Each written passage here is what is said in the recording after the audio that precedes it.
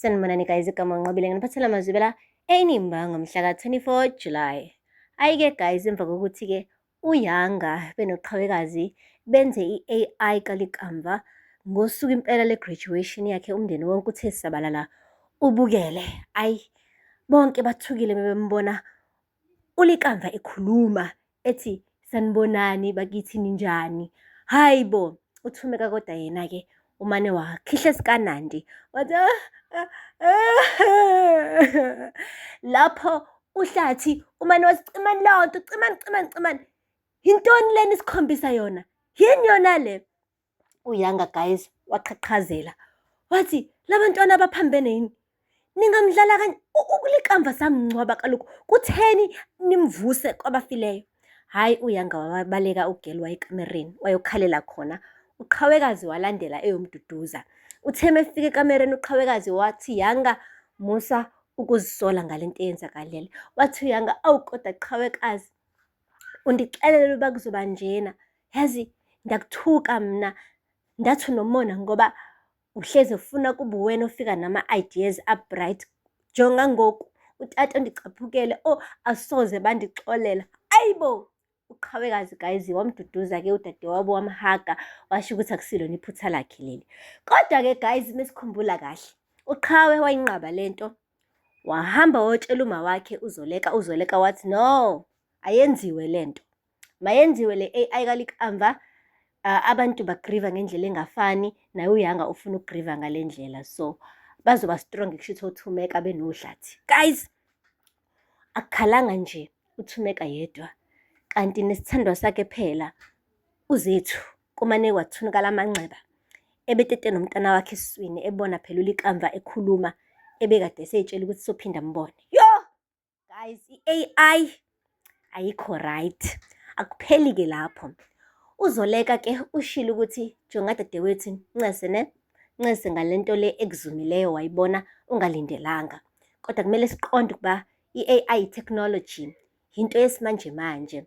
Kumele siqonde ukuba umntwana bengafunanga ukuba anzwise ubuhlungu ukunikhombisa uLikamva ngalolu hlobo. Befuna ukunikhombisa ukuthi-ke uyani-appreciate futhi nendlela enimsapothe ngayo uLikamva kwi-graduation uyayi-appreciate. Sikhumbule kaloku ukuba sizila ngey'ndlela ezingafaniyo. uYanga naye ubefisa ukubona umfowabo okokugqibela. Guys, hhayi wonke umuntu wavumelana naye wathi asingambetheli umntwana. Umntwana ubezama nje ukuthi kube ne-special moment kalikamva ngosuku lakho olukhulu kangaka. Okay, and guess what-ke guys, baqhubekile-ke bayibuka yonke ividiyo and uLikamva uthethe kamnandi kaloku ebabonga, ebachasisela nangokuthi i-graduation ifika nje bekunzima kanjani ukufunda esikolweni. Hhayi-ke guys, uThumeka beselokhu ekhala, kodwa-ke this time around at least ubengakhali like loud, ubekhalela ngaphakathi. Lapho ngisho indlela bekade encuma ngayo-ke uLikamva bekade ukhombisa umndeni wakho ukuthi hhayi cha, ngathi akahambanga kodwa ebehambile. Yo, ushilo-ke kuLikamva ukuthi ningakhathazeki ngami, mina ndibonga ukuba nihlangene niwusapho and niyazi uba bendilithanda kanjani usapho olubumbeneyo. Nala ngikhona ndiyanikhumbula futhi ndohlezi ndinani. Yo guys, emva kwalapho kuhlathi ushawe umzi wangedwa, wasibuka isithombe sakhe nomfana wakhe besendawonye, washo ukuthi mfana wami, angivaze ngibe utata oqotho kuwe, kodwa ndiyakuthembisa uba ndizokwenza kangcono kumzukulwana lo osendleleni. Hey guys, ayakupheli lapho. Le kwi-relationship kamawethu benoPortia kumapeketwana. Shuthi-ke uLazarus bize uPortia ezomkhumbuza ngale offer ayicela ukuthi athathe isikhundla sika-Onga sokuba i-CIO. Washo ukuthi ntokazi, wena ngiyakuthemba, ngiyazi ukuthi bungeke ucele ngikunikeze le position for nothing, but uma ukuthi uyifuna ngempela le position kuzomele ungenzele a big favor, ngikubone ukuthi are you worthy of this position. Hhayi uZethu uPortia wamane-ke wavula amehlo-ke efuna ukuza ukuthi yini le ekuthiwa kayenze. Uthe lalela-ke, ngizokunikeza i-contract yase-Afribees.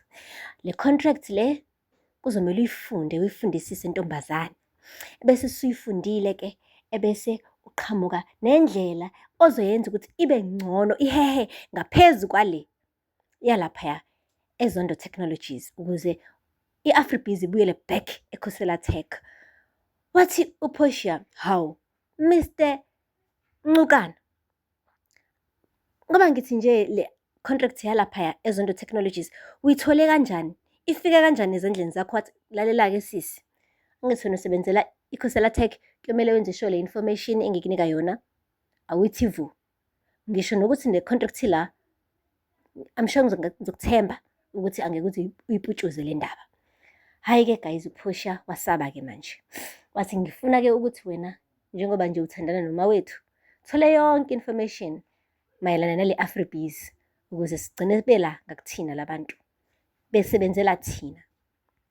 So guys, uPortia ushilo ukuthi mina nje angeke ngize ngikwazi ukubetray uma wethu because mina naye siyathandana. Wathi yazi ingane zanamhlanje, shuthi kahle kahle wena uncamela ukulahla ithuba ngenxa yendoda.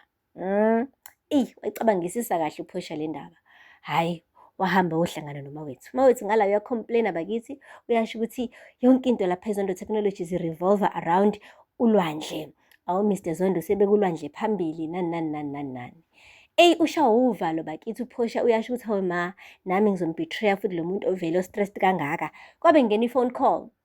Phone call-ke eyomuntu-ke osebenzela i-Afribizz ohlezi njalo echathazela umawethu i-information yonke eyenzakalayo. Ufike wamchathazela-ke ukuthi laphaya eKhosela Tech bazama ukumntshontsha uMr. Mkhize we-Afribizz abuyele back kubona. Hhayi-ke and kunomuntu ohamba phambili oseze wahlela ngisho i-interview naye uMr. Mkhize osebenzela iKhosela Tech. Ube ukuthola leyo information wagijima umawethu wabuza uPortia wathi, wazini ngale ndaba yokuthi iKhosela Tech ifuna i-Afribizz back? Phela le contract besisengiyibambe ngezandla eyethu eZondo Technologies. Portia wapretenda sengathi akazi lutho guys. Wathi nje angazi lutho. Wathi pho ubani osebenzela uLazarus obhizi ofuna i-Afribizz kangaka? Uzoleka?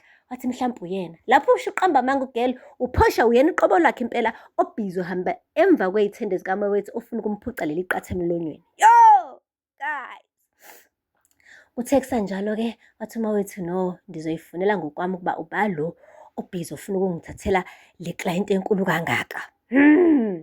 Sesuka lapho guys, umawethu wafunda like wafunda iy'ngqondo wabona ukuthi no man, lo muntu lo wase azi kangaka nge-contract yaseZondo Technologies.